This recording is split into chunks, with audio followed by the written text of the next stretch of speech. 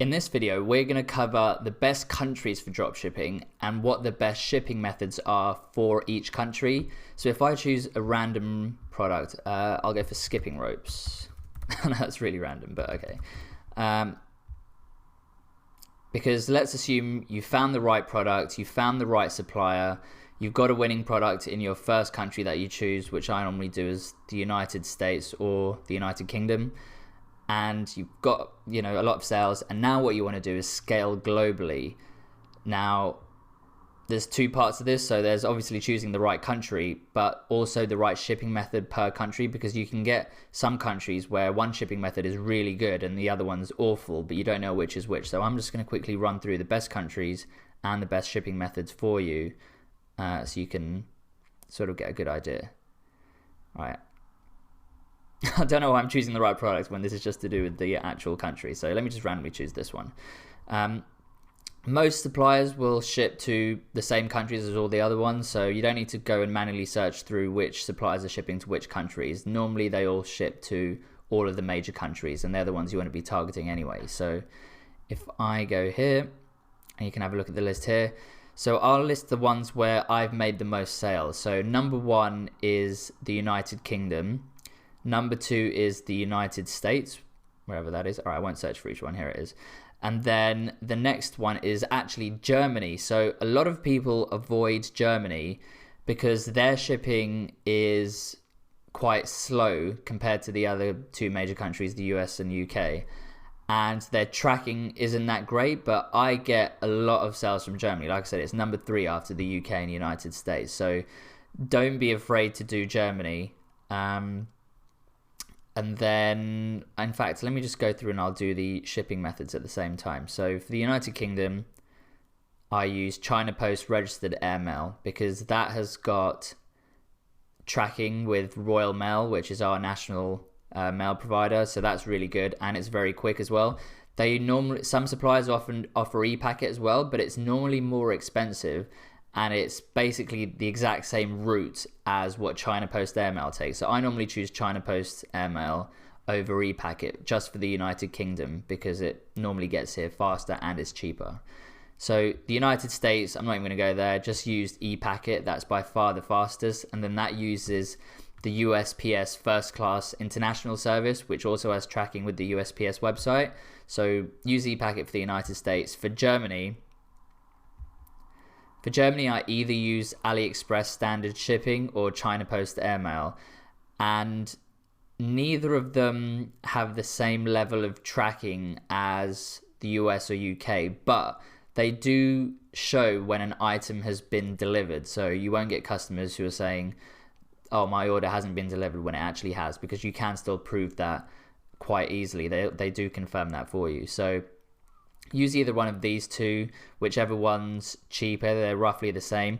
I have actually found that recently. I used to use AliExpress standard shipping, but recently, ever since I think January, China Post Airmail has been delivering faster for me. So maybe test both when you're just starting, but I would probably focus on China Post Airmail if you want a more likelihood of success. So do that. And then my next one was Australia.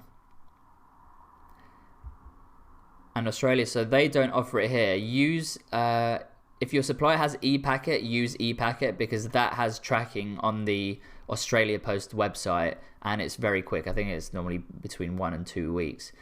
But failing that, stick to China Post Airmail.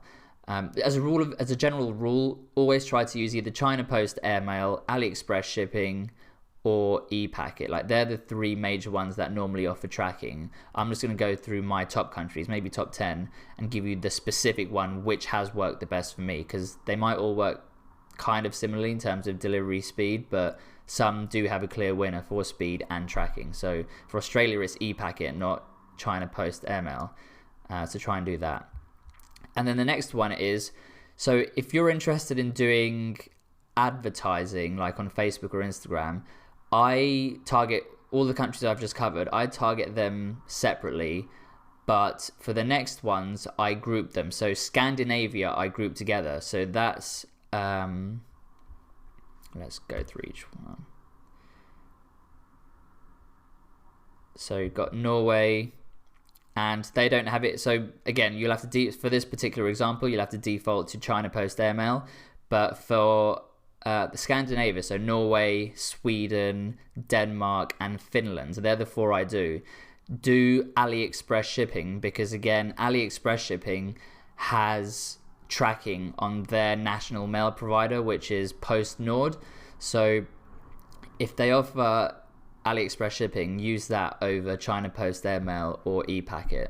So I won't just randomly go for each of these countries now. They should have the same setting. So yeah, for Scandinavia, choose AliExpress shipping.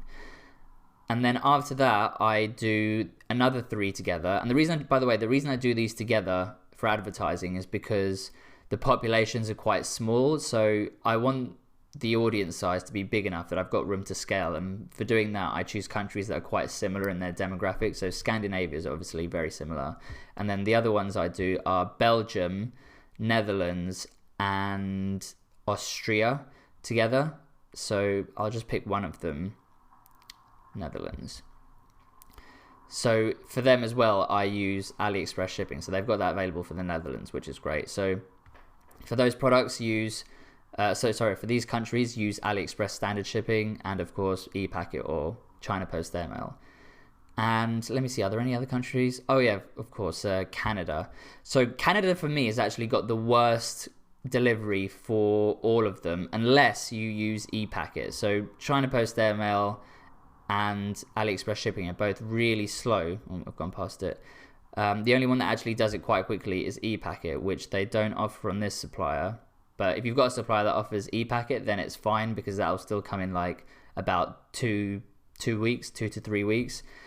But for me, that's the worst in terms of delivery speed and tracking if they haven't got ePacket. So it's a great market, but just be aware that delivery speed is very slow if it hasn't got ePacket.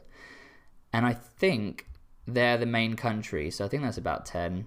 We've got the United States, we've got the United Kingdom, we've got Germany, we've got the Scandinavian countries, the 4 of those, and then we've got Belgium, Netherlands, and Austria, and Canada. So they're the main countries I've got sales from. There are other countries you could be thinking of, like, hey Nick, what about Italy or Spain? So the suppliers I've used, they charge, surprisingly, I don't know why, a lot higher for shipping to Spain and Italy. It might be cheaper for your particular product, so definitely look.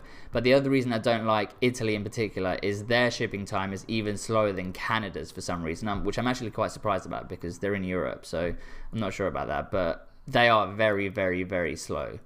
And Spain, I just haven't had much luck with in terms of the actual cost of shipping. Like, it's ridiculous. It's like $3 or something as the smallest option, and for me, I didn't really want to pay that because I had better options in other countries. So you can check those out, but those countries that I've just mentioned, the top 10ish, they're the ones that have gotten me by far the most sales. So focus on those, and hopefully you'll get the same results.